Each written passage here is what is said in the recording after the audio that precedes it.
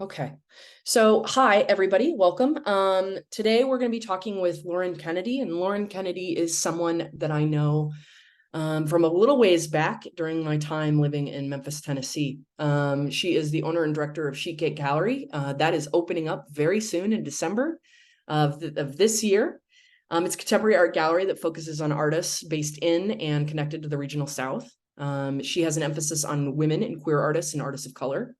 She worked at the Urban Arts Commission, which is when I met her, as executive director from 2015 to 2023. And she brought extensive, project and event management experience and a sincere enthusiasm for contemporary art. She has spoken at a variety of places, including Bahrain, in Dubai. She worked for as the partnership manager for Ballet Memphis.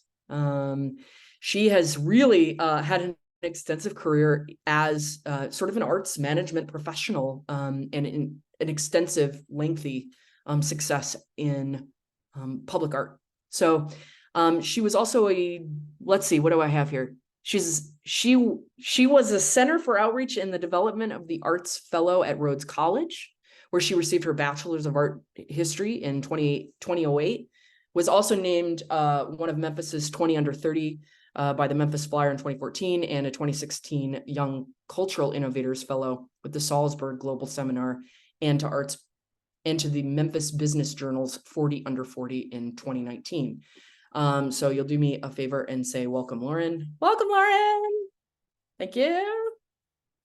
All right, Lauren, are you ready to chat? I'm ready to go. Okay. So I provided you with a bunch of questions, but basically the first one I want to start out with is sort of telling us a little bit about your background, and how your career sort of led you to the place that you're currently at, and anything Sure. you want to share about that experience. Yeah. So as you mentioned, I'm an art history major and a big old art history nerd. And when I I graduated in 2008 in the middle. Sorry for any exterior noise outside this coffee shop, but 2008, there was a big recession on, and somebody from a small little university with an art history degree wasn't really the hottest ticket in town. So I found myself actually working at a used bookstore, which turns out was my favorite job of my entire career. And I had a focus really on wanting to be in an institutional space, really wanting to be in a museum. And my first job, real career job, was at the Nasher Sculpture Center in Dallas. And I was really just a data horse. I was working for the membership department, but getting to do that inside this incredible sculpture museum. And I learned a lot about how institutions kind of function through that job. And then I went on to work at the Dallas Art Fair, which is a 3-day contemporary art fair that happens in April. And that was a really wild experience where I was, oh, my baby sees me and is angry about not getting to come over here. So I was doing a bunch of kind of logistics stuff, trying to organize a fair, working with the different exhibitors, helping understand what they needed from the way their spaces were drawn out, hospitality, kind of all that stuff. And then so I graduated from Rhodes in Memphis and was brought back to Memphis to work at the ballet. Which I was in a role that was kind of interesting. They got some special funding to help try to make connections outside of what they were doing on the stage. So I started a conversation series, did a bunch of programming where dance was kind of like the impetus, but also trying to make a bunch of broader connections for them to help meet new audiences. It's the only time in my career where I have not been in the contemporary visual art space, though, and knowing that was really where I wanted to be. While I was in this dance connected role, I actually was running a small gallery project out of my house while I was in that job called South Fork. And so I just had a 2-bedroom apartment, and I just never furnished the second bedroom, and that became my gallery space. And it was in some ways just like a selfish excuse to convince my friends to put art in their cars and come spend a weekend, and I threw them a party. And it became kind of this almost like a speakeasy vibe, because like word got around about it. And actually a friend and colleague of mine and Melissa's, Joel Parsons, was also running a apartment gallery out of his place at that time. So people just started to hear about these openings, and then folks started to come that I didn't know. And it was really it was great. It was a super fun experience. And then the opportunity at the Urban Art Commission, came up. And I found that in my first year there, my role was so public that I couldn't keep doing the public events in my home. I needed to recreate that space as just a private experience. So I gave up the apartment gallery and just focused on public art for the last 8.5 years. And then last year, I had a really incredible friend and now partner in crime. He knew that I was looking to see what was next for me from the public art space. And he had the opportunity to tour this really big program I got to do and lead at the Memphis International Airport, where we built a whole new concourse. We had this really pitiful 1970s low ceiling brown brick airport for the longest time. And now we've got an airport it makes me feel like we're in a real city. And we got to work with them to create $1.5 million public art program for the concourse, which was incredibly gratifying to do. And after getting to show that to some folks, this guy was like, if you're looking for something next, I think you should look at starting a gallery. And people had asked me about that for a long time, and I'd always said, no, that sounds like a terrible idea, which is exactly what I said when somebody told me to apply for the Urban Art Commission job, and here we are. And so, yeah, I had a baby last year, and I was coming back from maternity leave. I really started thinking about, is that real? Do I do that? And so I've been working on it for about a year, and just got to wrap up my full-time job at the Urban Art Commission, and get to open December 1st with a really big group show. I've got 14 artists that are signed up to show with me, either in a series of 2-person or solo shows in the next year. So I'm going to have a little something from everybody in the opening exhibition, which I'm hoping really gives everybody a taste of what the sheet cake is going to be like. So that's a jumping off place. Melissa, does that sound good? That's great. So you're basically 2 months away from opening, right? Mm-hmm. So has there been anything in this process of sort of the planning and the initial administrative stages in opening this space that has surprised you? So I mean, I've been in the art world for a long time, right? But being and even though I was running a nonprofit for a long time right before this, being a small business owner is different, feels really different. This is really my first time stepping outside of the nonprofit space altogether, which I both feel like a freedom in, but there's also different kind of pressure. I don't have a board to fall back on and grant funding to kind of pave the way. So that feels pretty intense, to be honest, but also exciting, but I've been getting to spend some time with colleagues in different cities who are in the gallery space, and learning bits and pieces from them about how savvy collectors are going to ask you for a discount right off the bat, and to be prepared for that, and to also work out my agreements with my artists in a way where that's a shared discount in terms of how the commission structure breaks down. So there's lots of like best practices that I'm learning that I think if people weren't sharing them with me, I would have been really kind of caught off guard by the first time somebody asked about those things. So Yeah, and I think one of the other things that has been a little bit surprising or just felt different. So of the 14 people that I'm working with in year one, I know a lot of them. I have personal relationships with a lot of them, but a lot of them are new to me as well. I would say maybe half and half. And so some of those folks are coming in with gallery representation, and I'm finding myself kind of newly navigating relationships between gallery spaces, which thankfully has been positive thus far. But then also talking with people about the representation relationship between artists and galleries, and finding that to be almost kind of a fraught conversation that people have lots of different feelings about. My plan had always been to come into this first year not being worried about who I was representing, but to just like get through one show with everybody and see how it felt. Because I've definitely had some experiences in the past where, and I really may be drawn to an artist's work, but in fact, working with them as an individual is not a pleasant experience. And so wanted to kind of get a sense for how everybody felt, and also make sure they felt good about working with me. And then kind of explore representation after we get a sense of each other. But I actually have a couple artists who aren't sure that they even want to be represented.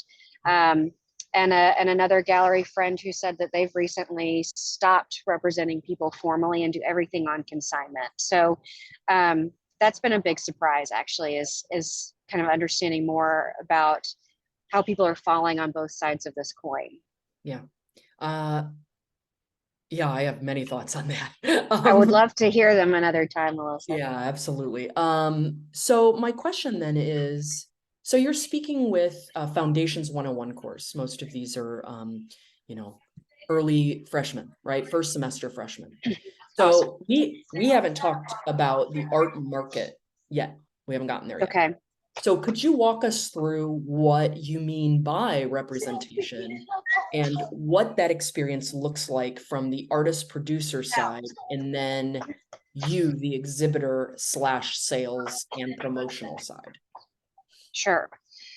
So I would say it's really standard that any sales coming through a gallery are leading to a 50-50 commission split. So 50% of the sale going to the artist and then 50% going to the gallery. But when there's a formal representational relationship in place, there are expectations from the gallery that that artist is working exclusively through them. And sometimes it may be that that exclusivity is like a mileage radius around that city, right? Some galleries are very territorial, and they're going to actually say no, regardless of where the sales might come from, everything has to go through the gallery. But I would say that kind of the benefit to the artist is that the gallery is putting more into that relationship and into their career to see that grow, to see their sales grow. So the gallery is saying, okay, we are committed to almost working like a manager or an agent, in kind of in an entertainment process. But you're gonna have some kind of show opportunity with us every couple of years. There's going to be some kind of consistent schedule that you can expect from that. You're going to expect that I'm putting your work in front of collectors as much as possible, trying to maybe get your work in front of institutions as well, and putting some real energy and marketing power behind that artist and their work. Where with a consignment opportunity, it's more about, I'm consigning 4 of these paintings from you, and kind of once those paintings sell, then I don't necessarily feel that there's not a continued obligation on behalf of the gallery. What else would you add to that, Melissa? Well, I suppose you could talk about follow-up. What does that mean by building a base, finding a market for an artist? If they're securing 50% from the sale, in that investment, in that long-term investment, what does that look like upon sort of longevity? Do most artists, in your experience, have multiple galleries? I'm working with, go ahead. Well, I mean, you're in a small city with a sort of very Right. niche environment of collectors. So I'm curious, like, about that, but also, do you expect that your vision, your curatorial vision might change as you move from the nonprofit sector into the for-profit sector? Yeah. So there's a lot there. Let's see. What was kind of the beginning of that? Long-term investment, just your thoughts on Yeah. Yeah. So I think that, you know, for a gallery program should have a voice to it that feels, I think, identifiable, recognizable. Like, oh yeah, that work makes sense that that's showing at Sheet Cake, or insert gallery here. And so I think one of the long-term kind of outcomes of a representational relationship with an artist is that that becomes part of the identity of the gallery, right? You know, there's a gallery space in Memphis that's been in business for 30 years, and I know exactly who all they show, and you know, the reputation of the gallery and the artist are kind of linked, I would say. Yeah. Um, so in terms of kind of my curatorial vision, I would say that coming out of the nonprofit space, um, the greatest degree of freedom I feel is not making choices by committee. That, you know, in public art, everything is really committee driven, and that's because it's important in that space to have like a consensus and to have different perspectives contributing towards decisions for public spaces, and public experiences. But I think one of the things that the airport program really kind of reawakened in me is because that was one of the few times in my role at UAC where I actually got to be more curatorial. We were given more length of the rein to bring ideas to the table, to make, you know, hard cases and sell for certain artists to be part of that collection. And I think it reminded me how much I missed that. And what it felt like to be able to just like trust my gut that something was a strong piece, that an artist was worthy of being in that space, you know? So I definitely think I have a pretty consistent aesthetic vibe. And I think that the artists that I'm working with all touch on that in some capacity. I tend to be more drawn to painting and drawing than I do photography, for instance. So, you know, that's a big part of a big aspect of the group that I've got pulled together. But yeah, for everybody, I really like this work. I feel confident about being able to try and sell some of this, and that it speaks to kind of what this larger vision for me for the space is. So I've just really leaned into that, and it's been super gratifying thus far. So what does that process look like for you, selecting artists to work with, to exhibit, to focus on sales with? Are these established relationships? Are these people you sought out, people you follow? Like, and then of course, then my follow-up to that would be, what would be your plan for the future in establishing a greater stable, or is that even of interest to you?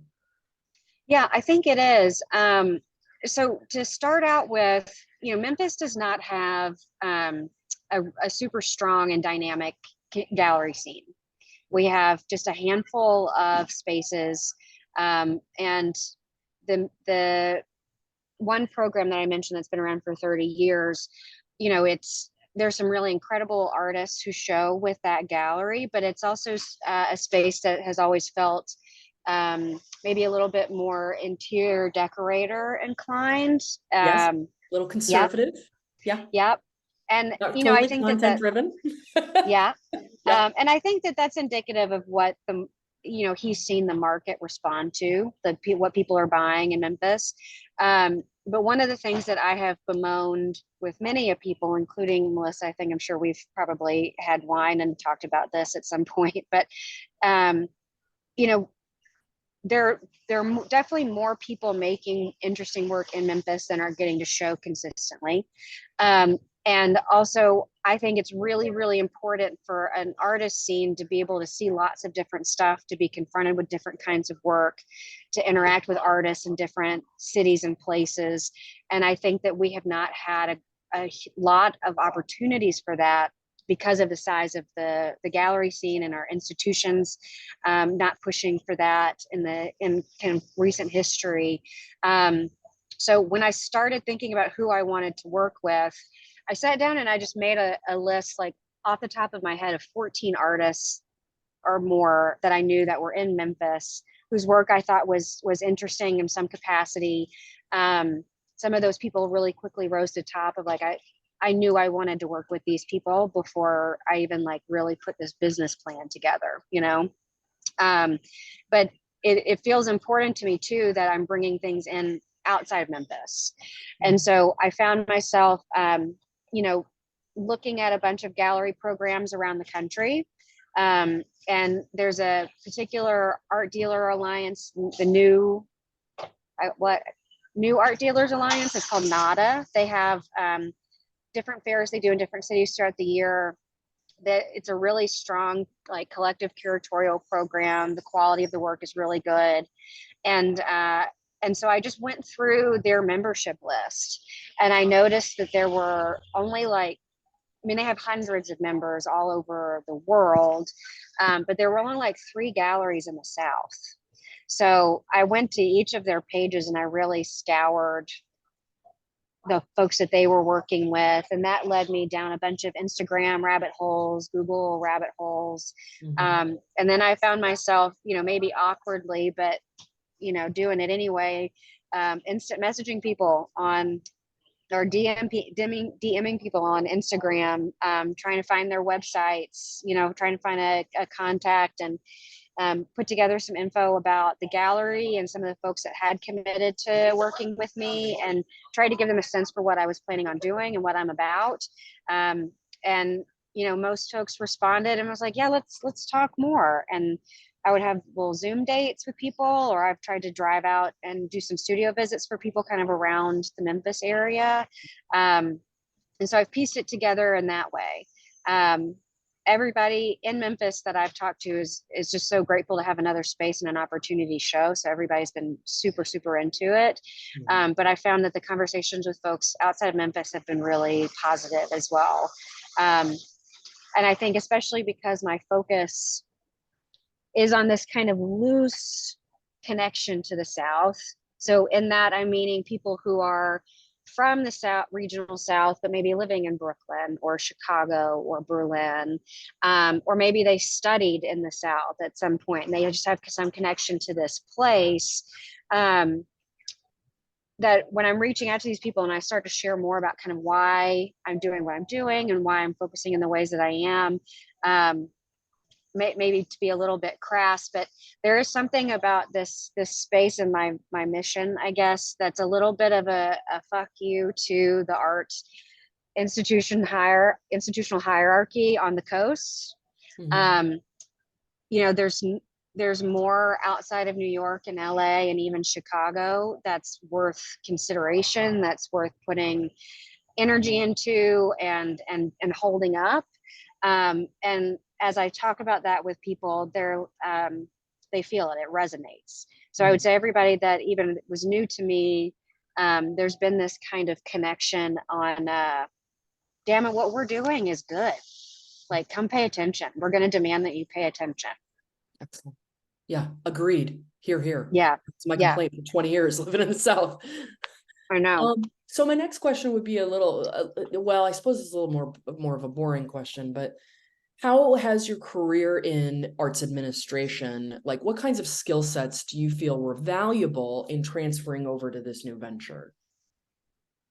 Yeah, I would say it all kind of stacks up in the way that, like, good project management, regardless of what the project is, or like how you're applying that, is just good project management experience, you know. And it's certainly in the nonprofit world, you know, regardless of what city you're in or what kind of institution it is or organization, there are some things that you're always going to hear. There's never enough funding or resources, which means everybody's wearing too many hats, juggling too many things. It doesn't matter if it's a 200-person organization or a 5-person organization. And I think because of that, I learning how to juggle, multitasking, like thinking both about content in some of these roles, especially, but also then having to think about donor relationships and event management, organizing events. Even in my job at the Urban Art Commission, there was a real political aspect to what I was doing there, which honestly, again, had connections that I found around fundraising and kind of also just being like a good salesperson, like being able to really talk about why this work, why this is important, why somebody should invest in it, why somebody should buy this work of this artist, and speaking, heart to heart about it, but then also being savvy about like what might this person's motivations be for being in this space, and essentially what's everybody trying to gain out of it. I think one thing that is maybe worth sharing that I found like really early on working in that museum in Dallas, the art world is just like any other business space. Nonprofits are just like any other business space.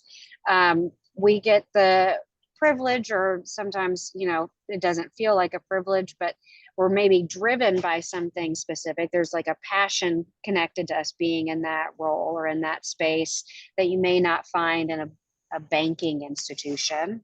But the principles of how to do the work well and what success often looks like, they're the same, right? So I think I've always just tried to understand, and I feel like I'm rambling a little bit, but like regardless of the role that I'm in, like how are the decisions getting made? What are maybe decisions that are made that are not passion or mission driven, and sometimes maybe rearing against that. And then as I have successfully had more and more leadership experience, understanding why those decisions are made in a very different way. So it's, yeah, I don't know. Did I answer your question? Yeah, you did. So that would lead me to my next question then, which some people, when I ask them a kind of negatively couched question like this, they don't want to answer it. So it's up to you. Okay. You've dealt with artists a long time. What are, and I mean, be mindful of your audience here, but what are some pet peeves that you've seen kind of arise in your dealings with artists that you would definitely give as a word of advice for younger artists as they move in, younger artists and designers moving into their sort of professional lives? Yeah. Communication is absolutely incredibly important. Like I've worked with a lot of artists who are really strong artists, like their work is really strong, what they do is very good and thoughtful, and it is like herding cats to get to a deadline. And when you're running a nonprofit, like I said, everybody's wearing too many hats, right? So there's always like a crazy amount of things that have to get done around this one person delivering their piece of the work. And when you're not responsive to the deadline or to the people that you're working with, it can jeopardize all of these other things coming into play. It's all like Jenga blocks, and I think that that's something to be mindful of. But and which is also connected to like time management. I know that especially for artists or creative people, sometimes the push of a deadline, like getting right up against it, is kind of what they need in order to knock it out or to finish the piece. But you got to really think about, am I giving myself enough time to deliver it when I need to? Do I need to get it to the framer, or do I? Uh-oh. Lauren, you froze. Ooh. And I probably shouldn't ask that, 10 p.m. You have frozen. Can you Hello? go back in kind of like 10 seconds? Can you hear me? Now we can, yeah. Yeah. What was let me say? You're in and out for some reason. Are you there, Lauren? I'm gonna put on my hotspot on my phone and see if that Oh, helps. we're good now. You're back. Yeah, Yep. okay. What was the last thing you heard me say? Um, well, you mentioned deadlines, um, and getting work to a framer. That was the very last thing you said. Yeah, so just trying to be mindful of like what are all the different things that need to happen in order for me to meet this deadline.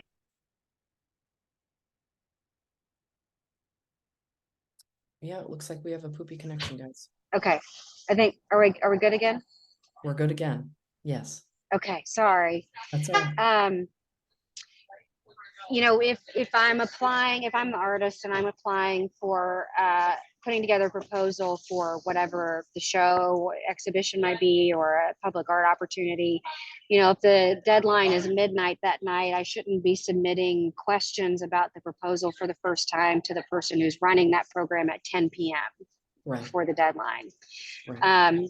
So trying to be thoughtful and mindful of like other people's responsibilities that are connected to this as well. And I think something else too is that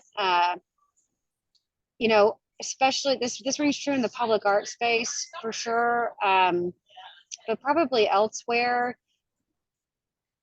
Maybe trying to think about where you can be generous about the fact that maybe your vision for that opportunity or how exactly you want it to be done may not play out exactly like it is in your brain, and that there are other factors contributing to that it's not that somebody doesn't care about your experience or the work, but maybe they're just competing interest. And sometimes I feel like a lot of what my job was in the public art space was trying to find as much middle ground as I could between the different people who I was serving. Does that make sense? Yes. Like Yeah. I was taking care of the neighborhood and the politician and the parks department at the city and the artist. And there was like a place in that Venn diagram where there was an overlap, right? But it wasn't exactly where everybody wanted to be, just like on their own. Mhm. And there were people that I worked with that were really generous about it. But then there were people who were not, and it means that there's some people, the folks who were not. I won't, even in my new role, I won't be working with that, right? So Um, can you speak at length then to like the soft skill aspect of what you've been doing? Because I talk to my students a lot about networking, but not in this sort of grosso, it's all about building a small business, but networking as a way to actually embed yourself in community and, feel yeah, like a fully fledged human being. yeah. So could you talk a little bit at length about like what that means to you, both in the past and now, like looking forward, what networking really looks like for you? Yeah, I think, I mean, let's be real. Networking can feel gross. Ugh, Yep. it can feel slimy. Um, but like at the end of the day, relationships are super, super important. And as much as I think it's worth noting that leveraging relationships doesn't mean that there's not also merit involved, right? That you don't also just have to be good at what you're doing or something like that. Sure, in some instances, maybe that's less important. But I think that one of the things that has contributed to my success is that, um, for better or worse, I try really hard to be like authentic about who I am and what I'm about. And I know that, I'm 37 and I've been, doing what I'm doing for a long time at this point. So I have the benefit of that experience and my age and all that good stuff. But I know that I'm not for everybody. Like as a human, I'm not for everybody, and that's totally okay. Um, but I'm I'm showing up like I do, kind of regardless of what situation I'm in. And even when I feel like I'm in a place where oh, these people are really not feeling me. Well, okay, maybe I back up a little bit from them, but I'm still doing what I'm doing. And um it's, I think in terms of trying to build these relationships, is you need to remember that it's not just about what you're trying to get out of it. Like, everybody's trying to get a little bit of something, and that's okay. That's good. That's what we're supposed to be doing. But talking to people, getting understanding for who they are, what they do, in a way where it's not, you're not leading maybe with what you're hoping for out of the interaction. Think about it as just like good listening skills, right? When we're being a good listener, we're participating in a conversation, not just waiting for whatever we're going to say next. Does that make sense? It does. And I think that is one thing that's important in terms of soft skills. And I would say another is flexibility, like, and I guess again, a sense of generosity. You never know what somebody's going through. You never know what's going on in their life, what experiences they've had leading up to that moment. Like, I think in terms of a professional experience, like, there are some artists that I've worked with that had a really shitty experience with an institution, with maybe a public art commission or a gallery or a museum experience. And so they come into their interaction with me, and you can tell that their guard's up, they're defensive, and in this way where it's like, okay, I can see that you got burned in some capacity. I try to make space for them to be able to, like, share that experience if they want to, make sure I understand what they're trying to get out of what we're talking about, and then present what I'm working towards. And in some instances, that maybe didn't align. In some instances, I was able to create an experience for them that felt better, that maybe helped them open back up to working with this organization again. But in some instances, like, the relationship couldn't be salvaged. So Mhm. I think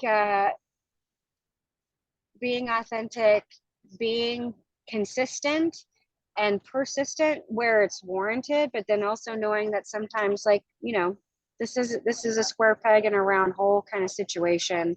Or, hey, if I actually really want to work with this person, then it's going to have to look completely different than how I wanted it to look. Mhm. Okay. All right. I feel like So I'm rambling a lot. no, you've got really valuable things to say. That's the point of this interview, dear. Yeah, good. So I'll end on this question. So before everybody logged on, you and I mentioned something that circulated around the notion of risk. Uh-huh. And in this entire class, and the makeup of this class, we've got a lot of students who are really in a discernment phase. And UMass Dartmouth is different than most universities in that they come in declaring their major. They Oh, don't go wow. through, they don't go through 2 years of foundations and then declare their major. Okay. So, and so many of them make that decision blindly based off of what they've read on the internet, and presumptions that might not necessarily be reflective of what actually A, might be their calling, and B, might have a lucrative trajectory. Sure. Can you, I mean, with that in mind, can you speak to the notion of risk? What you're doing is sort of a dream, right? You've had this lengthy experience of sort of being in service. Mm-hmm. And that's how I look at what you've done. Yeah. And now you're moving into something that many people would avoid because of the risk factor of it, Yeah. without knowing a little bit about what works and what the history of this sort of this sort of like commercial gallery spaces actually looks like. So can you kind of like just give us your thoughts about risk in general in the art world? Yeah. I mean, all the best rewards come with some healthy dose of risk involved. And there's certainly a lot of privilege in my being able to take this risk in opening Sheet Cake. Although it's maybe different than a lot of the privilege you would find connected to other contemporary art galleries. When I sat down with one gallery owner, when I really started digging into this, he said very baldly, this is a business this is an industry that's built for kids with trust funds to kind of have a playground. And that's not my life. You know, I've got a kid, my husband's a writer, like it's all very romantic, but it's also like life is expensive. It is. And so I'm fortunate to have folks who have invested in this experience with me, invested in my business. And they did that because they know I can do it, which is very, I've never felt more affirmed by anything in my life than opening this gallery. And I feel like that's a lot of years of hard work coming together in a way that I feel really proud of. But it's a terrifying risk. I mean, my husband and I are both like shaking in our boots, you know. I'm leaving a situation where I got paid every 2 weeks. You know, I got paid time off. I got 3 months of maternity leave. I got free health care. And now I have to figure all that out, you know? Yeah. But part of why I am taking the risk is because the support was right around me. Like the moment felt right. I think it takes time and different kinds of good and bad experiences to really, for me, I found to lean into my gut. But I do have a strong gut feeling about people or about situations or about opportunities. And I found myself leaning into this and in a way where it's like, I know I got to do it now. Mm-hmm. This is the time for me to really take a crack at this. And maybe I'm going to fall on my face. Who knows? We're going to see. But you know, even if I do fall on my face, then I'll get another job. Yeah. Like something else will happen. And I'm not a big fate, destiny kind of person. I find that to just be like a very self-involved way to look at the world. But I do believe that one thing leads you to the next. Yeah. And so, you know, there was risk in me making that decision to work for the ballet and move back to Memphis. But man, is that not one of the best decisions I made? Mm-hmm. So it's scary shit. Excuse me, I feel like I've cursed a lot. But yeah, it's scary stuff, but sometimes you got to just rip the Band-Aid off. And sometimes you may come up with face a risky opportunity and it may not be right to jump on it, you know, and that's okay too. But again, one thing will lead you to the next. So if that opportunity doesn't work out, then something else will down the road, I believe. Especially if you keep showing up, doing what you're doing and telling people, you know, how you want to participate in the world. I love that. Kudos to you. Thank you. Really happy for you. And I wish the absolute best and success behind this. Thank you. I really appreciate it. Support from afar. And hopefully when I'm your way, I will swing by and absolutely poke my head in. Lauren, we'll have a little welcome back party for you in the gallery. It's been great talking with you. You've had a lot of great thoughts. I will reach out to you shortly after this. I'm going to post it privately on my YouTube page so that students can access it. And we'll have it in perpetuity. So, you know, 15 years from now, people will be looking back on you 15 years ago. Wow, wow, wow. Hopefully my hairstyle holds up. You never know. You never mind. You never know. Thank you, Lauren. I'm gonna send you off with a wonderful thank you, and hopefully everybody's enjoyed their time. And I'll ask the class to kind of stay on real quick so I can take roll. Thank you, Lauren. Y'all take good care. Bye.